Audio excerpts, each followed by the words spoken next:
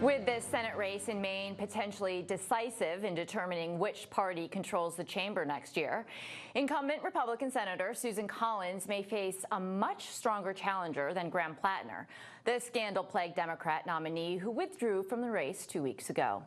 NewsMax Chief Washington Correspondent James Rosen joins me now on set with the details. So who is their nominee going to be, James? Well, we will know for sure tomorrow, but right now we have a pretty good idea. Kelly, good afternoon. Democratic delegates will gather in Bangor, Maine tomorrow for the so-called special nominating convention where they will choose Graham Plattner's successor in their bid to unseat Senator Collins in her quest for a 6th term.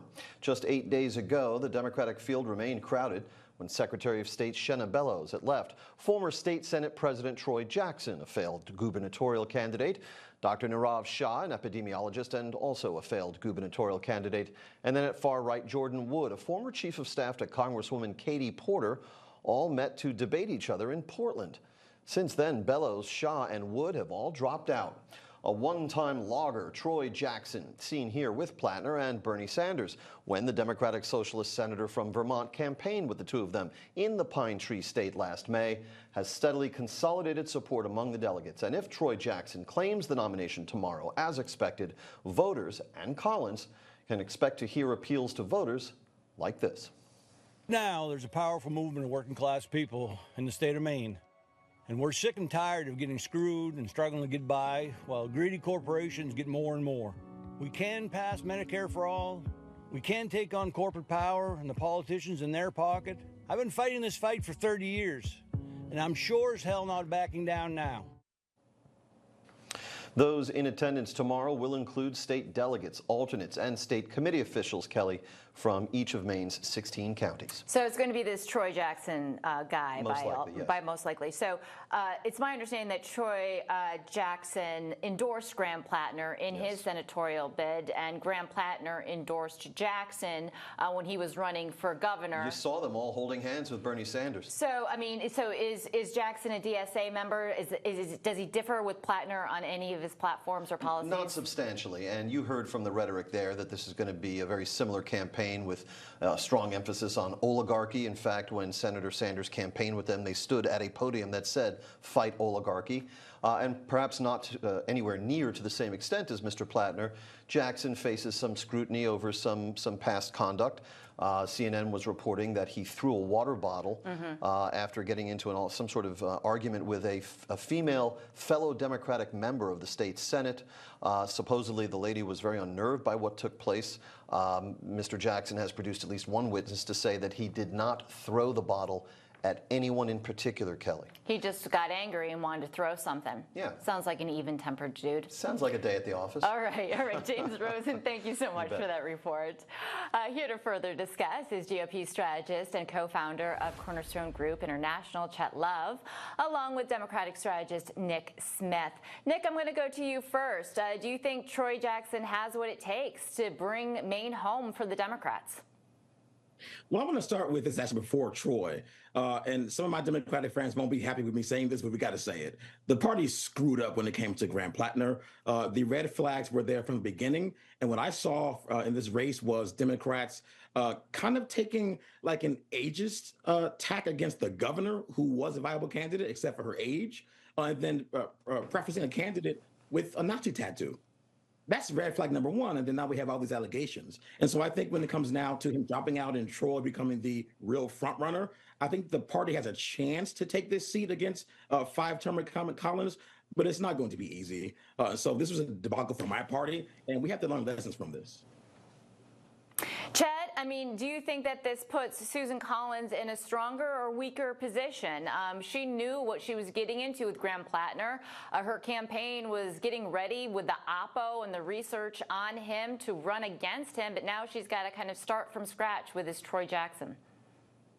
Yeah, that's very true. And what we're seeing is that Susan Collins is in a fantastic position because Democrats have learned nothing from the lessons of their last presidential race, where they tried to swap out candidates right at the very end of an election. I mean, we saw the challenges that they had with Kamala Harris, and we saw the challenges that they had with their VP pick and the lack of vetting that went into that and all of the scandals that came out in the last minute. The reality is that Jackson has a lot of influence in northern Maine.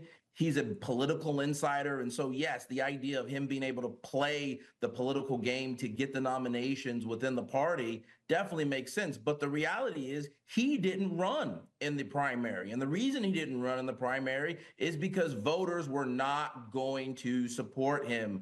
And that's what we really need to be looking at here is you have a candidate that doesn't have great name ID and that certainly does not have the ability I think, to be able to compete in this general election. Susan Collins is favored. I mean, people love Susan Collins.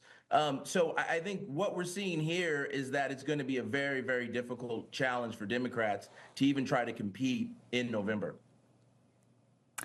Nick, I want to talk to you about the DSA and the DSA platform and how the DSA is using the Democratic Party really to establish themselves. Rahm Emanuel, who has 2028 presidential aspirations, wrote in the Wall Street Journal today, the piece was titled, "The Bernie Bros Could Spoil Democrats' Midterms." He says that the DSA platform is unpalatable to everyday Americans. They are too progressive. They are challenging other Democrats in safe blue seats in an effort to try to drive the party toward the DSA beliefs, which is abolishing ICE, abolishing the police, getting rid of prisons, no deportations. I mean, what do you make of the DSA party themselves and how they're using the Democratic apparatus? So I live in New York City, where we have a DSA Mayor Mamdani. And what's been fascinating to watch in these first 7 months is that, he was painted as a boogeyman by former Governor Cuomo and, of course, other folks on the right across the country. But what we're seeing, ironically, for this mayor, and this is your question about for the party, he's actually accomplishing real results. So in the first 6 months, he secured a ton of money for child care for children in the city of New York. And he's negotiating with the president on federal funding for certain infrastructure projects which matter to everyday New Yorkers. So contrast to the big boogeyman of DSA, I think the reason why DSA is rising both here in New York and across the country is because the Democratic Party writ large has had a recent issue in either showing results or communicating those things clearly to voters. And let's be clear, the reason why they're also being lifted is because they have a president in office who promised to lower prices on day one. Where is that in the conversation? I'm not sure anymore, but that was a campaign promise. And we have the opposite. We have a war. We have terrorists, which are increasing prices on everything. And we have no drop in home prices, no affordability increase, et cetera. So DSA is standing in the breach while the wider Democratic Party figures out how to pick up the pieces from the VP Harris loss. So my party has some soul searching to do, and that's why you have DSA candidates winning elections across the country. Chet, I want to talk about Republicans for a little bit. There was a bit of a war of words between the White House and Thune yesterday when it comes to the Save America Act. Caroline Leavitt, in her press briefing, said the president, his patience is running thin or wearing thin with Speaker Thune or Majority Leader Thune, and the fact that Thune won't bring this to a vote. Thune then replied to the White House, well, why don't you come up here and whip the votes for it? Where do you see this going? Can Republicans just get along? And will the Senate pass what the House just gave them just this week? So I think across the board, what we know is most Americans certainly appreciate and support the idea of using a voter ID to vote. And so that core piece of the legislation, I think we've seen polling after polling continue to support that. The challenge for Republicans at this stage is that for whatever reason, President Trump has decided to make this one of his #1 issues.